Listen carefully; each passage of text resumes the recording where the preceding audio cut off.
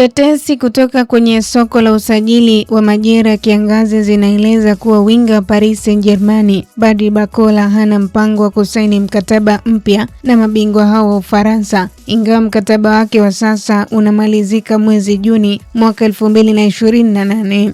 Taarifa zinaonyesha kuwa mchezaji huyo tayari amefanya uamuzi wa kutoongeza mkataba na yuko wazi kuondoka klabuni hapo endapo ofa inayofaa itawasilishwa. Kwa mujibu wa taarifa kutoka vyombo mbalimbali vya habari barani Ulaya, Barcola alifikiria uamuzi huo wiki kadhaa zilizopita baada ya kufahamisha watu wake wa karibu kuwa anataka kusikiliza fursa nyingine mpya nje na PSG. Hata hivyo, hadi sasa klabu ya PSG haijatoa tamko rasmi.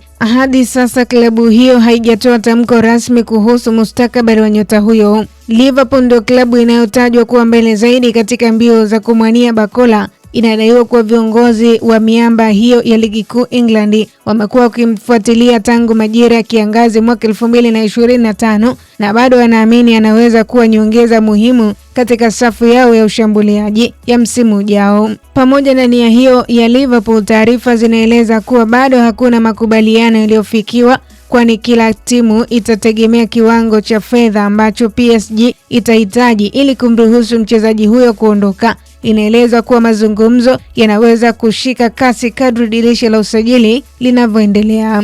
Kwa sasa mustakabali wa Badry Barcola bado unaendelea kuwa gumzo kubwa kwenye soko la usajili, huku mashabiki wakisubiri kuona kama Liverpool itafanikiwa kupata saini yake au kama klabu nyingine kubwa barani Ulaya itaingia kwenye mbio hizo. Kwa sasa tetesi zinaenea kwa kasi kuhusiana na mchezaji huyo na uamuzi wake ambayo umeufanya kutofanya uamuzi wa kusaini mkataba mpya ndani ya PSG, na sasa mashabiki wengi wanasubiri taarifa rasmi kutoka katika klabu ya Liverpool ama PSG kutokana na mustakabali wa Badry Barcola. Kwa taarifa zaidi za kimichezo na burudani, endelea kutufuatilia kwenye mitandao ya kijamii Instagram, Facebook, X, tufollow kama Kasako Media. Jina langu naitwa Official Diaga.